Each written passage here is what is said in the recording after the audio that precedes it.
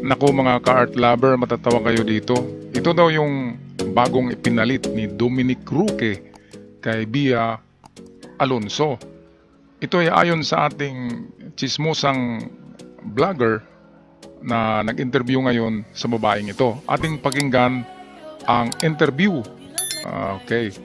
Dito sa tinaguriang bagong girlfriend ni Dominic Roque. Hi, Miss Aya Alfonso. Welcome to the vlog. Hello po. Thank you sa... Nako, ito, ratsyada na kagad. Ikaw yung nag-trending ngayon. Nakasama si Dominic Roque, di ba? Oh, ito pala yung nag-trending. Napadaan lang ako dito eh. Ginawan ko lang ng video para maaliw ang ating mga taga-subaybay sa ating Art Lover Millennial Channel. At sa mga hindi pa nakapag-subscribe, subscribe nyo naman ito para sa kunting patawa sa inyo, mga ka-art lover. Okay, so ito, patuloy natin ang interview. Sa picture namin sa page ko. Naku, wag na muna natin pag-usapan yun. Iiwan muna natin. Iiwan muna natin, baka alam mo na mga netizens. Yes, naku, guys, manood kayo ha kung sila na ba talaga. Kasi nakalagay doon sa caption, sila na ba? Pero mamaya na yun, guys. Sino ba si Aya Alfonso? Ayun, si Aya Alfonso ay isang artist, influencer, and businesswoman. Ayan, siya pala si Aya Alonso. Alonso ba yun? Atin nga ulitin. Businesswoman. Si Aya Alfonso. Ayun, si Aya Alfonso ay isang artist, influencer, and businesswoman. Ayan, Aya Alfonso pala. Akala ko naman ay Alonso. Kaya akala ko kapatid ni Bea to kasi maganda rin. At tingnan nyo naman, mataba lang siya kunti pero maganda siya, pwedeng artista. Siya isang artist. Iwan ko kung anong klaseng artist. Influencer, ibig sabihin YouTuber. At businesswoman. So ano pang hanapin dyan ni Dominic Roque? Maganda na yan, mayaman at masipag pa. So sila nga ba kaya'y tunay na magkaibigan or tunay na magkasintahan ni Dominic? Atin muli pakinggan ang ating ka-vlogger na nag-interview dito. Businesswoman. At Viva Max Artist. Viva Max Artist. So, panoorin nyo soon yung mga movie na gagawin. Pero model ka din, di ba? Oo, model. FHM model, Mag-inasal, commercial model, then calendar. Calendar, wow. Sa business side naman, meron kang bar. Meron akong resto bar sa May Paho, Caloocan. Ako, ang dami palang negosyo nito at maganda pa siya. Perfect na maging asawa yan ng mga mabait na natin, mga artistang lalaki. Merong dimple, left and right. Kaya maganda, pwedeng pampalit ito kay Bia kung sakaling totoo ang chismis na ito. Resto bar siya Batang din. 90s. Batang 90s. Then ako yung chef doon. Kapampangan food. Lahat. Ikaw ang chef? Yes. Ako Kasi yung naluluto ngayon.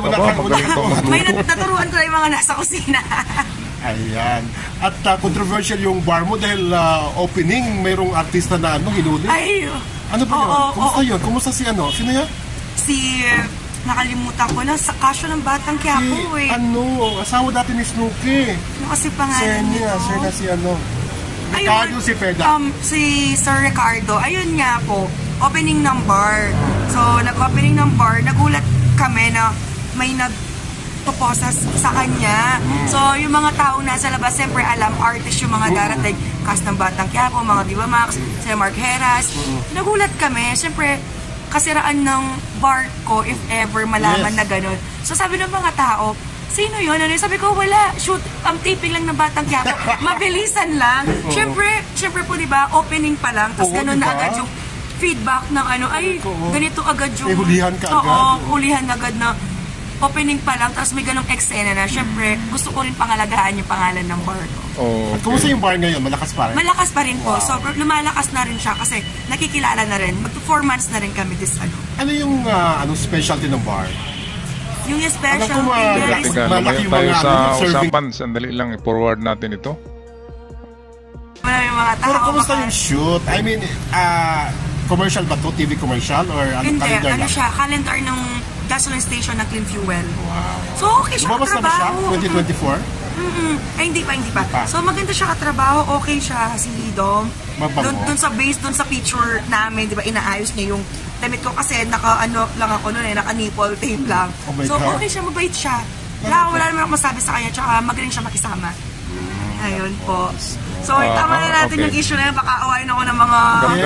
Wala naman, nakita mo yung mga comments. Ang ganda-ganda Oo. mo. Kamukha ka lang ni Beth Tamayo.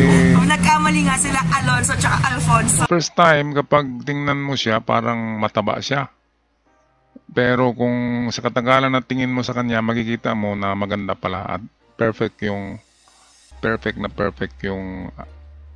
ano niya, itong shape ng mukha. Kanina lang kasi malapit siguro ang camera ay mataba siya tingnan. So, Aya Alfonso. Katunog lang ng pangalan na Bia Alfonso. Mahilig talaga sa Alfonso itong si Dominic Roque. Kaya atin na i-forward ang Aya. Siya din single ngayon. Oo, mali mo naman. Di ba? Meant to Diba? be. Ay, joke. Si Dominic ba yung klase ng tao na mamahalin mo talaga? Mabait, gano'n? Mabait siya. Wala akong masabi sa kanya. Gentleman. Gentleman. Grabe. Yun. Ayan, confirm na. Nagkasama pala sila ni Dominic Roque kasi sinabi nga niya na mabait. Mabait si Dominic. Ibig sabihin, close sila na Dominic at meron talaga silang itong encounter at nagsasama sila ng siguro hindi lang isa, dalawa, tatlong beses kundi palagi at baka hindi rin alam ni Bea na nagde-date itong dalawa. Of course, ganda naman ito. Sino ba namang hindi liligaw dyan? Ang ganda ng cleavage niya. Wala si Bea dyan sa ganyang cleavage. Sana, ay joke. Ano bang gusto mong yung trait ni yung mga traits ni Dominic? Ano bang nagustuhan? Hindi, syempre, hindi naman ako katulad nila na sikat na artist. Model pa lang, ganito, ganyan. Ano siya? Kaya niyang sumabay sa level mo.